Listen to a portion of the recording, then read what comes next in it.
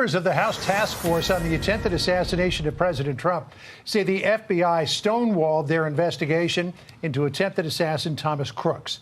New reporting reveals that Crooks' alleged violent digital presence was much greater than we had first been led to believe. Our next guest, though, says the FBI never shared those files with the congressional investigation.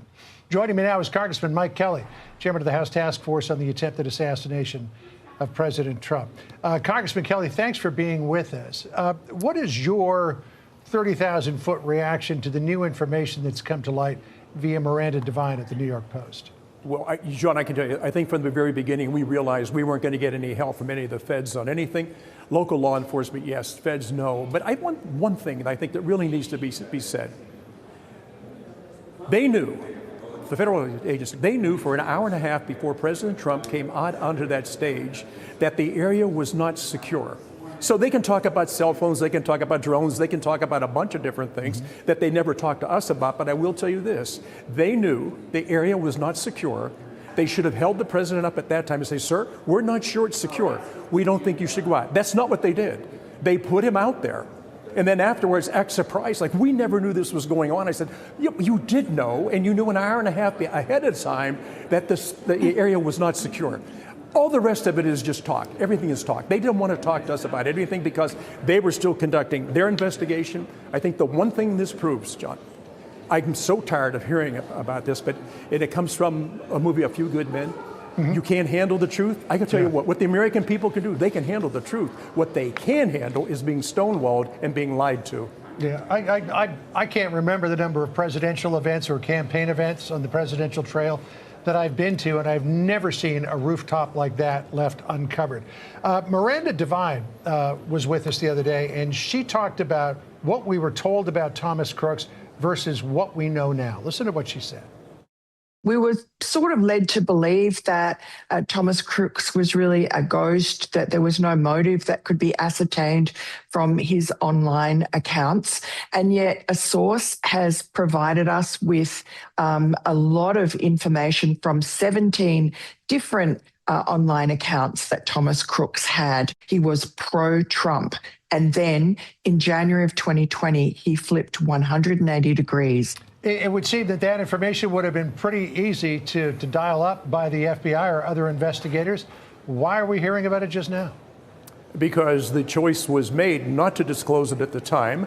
And we keep in mind, now the executive branch and every one of the federal agencies that we're talking about was under a different leader. The president at that time was Joe Biden. They controlled every one of those outfits.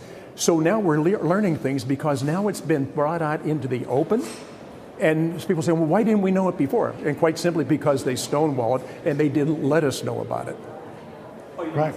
So, I mean, when you take a look at what Miranda has uncovered vis-a-vis messages that were posted online by Thomas Crooks, as we see video of him there practicing his shooting, dry firing a weapon in his bedroom.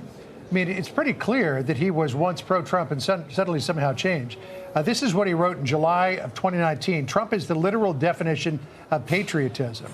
He also wrote later that year, murder the Democrats, which is the sort of thing that should have flagged somebody. And then in 2020, just 8 months after he wrote what he did about President Trump, he was writing, how can you people, talking about Trump supporters, call others sheep, but you are too brainwashed to realize how dumb you are. I mean, literally, you guys sound like a cult at times. And then he writes, later that same year, in my opinion, the only way to fight the government is with terrorism-style attacks. Sneak a bomb into an essential building and set it off before anyone sees you. Track down any important people, politicians / military leaders, etc., and try to assassinate them. I mean, that's the sort of stuff that runs chills down your spine.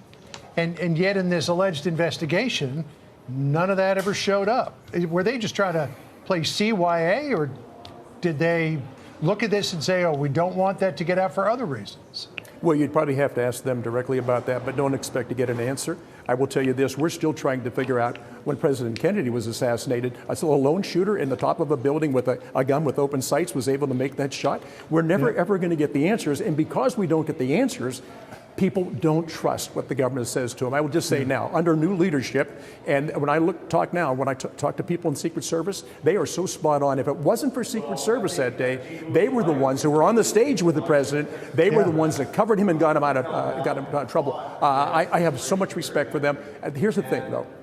You can't keep stonewalling people and then wonder why they don't believe you.